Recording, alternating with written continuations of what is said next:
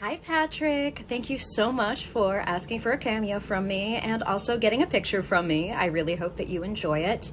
And thank you so much for your incredibly kind words. It really means so much to me that people are still fans of Matilda and Mrs. Doubtfire this many years later. So I hope you know that. I hope you know how much I appreciate having people like you as my fans.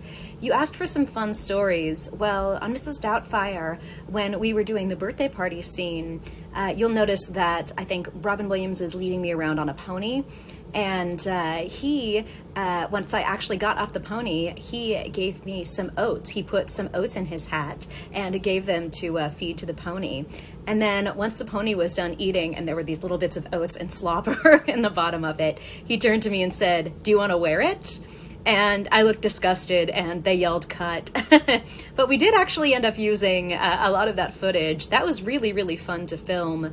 I think probably another scene that was almost as fun to film, or maybe even more fun to film, was chasing Miss Trunchbull out of the school on Matilda. We would chase her and we were pelting things at her. And it really just did feel like being in a big food fight, being in a big party. So really, you can't get much better than that.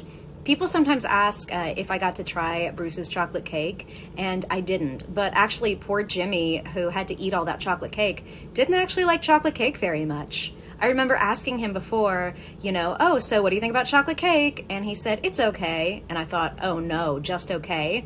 And then a couple weeks later, I asked him how he felt, and he got this 1,000-yard stare and said, "I'm so sick of it." Poor thing, right? But probably any of us would have traded places with him.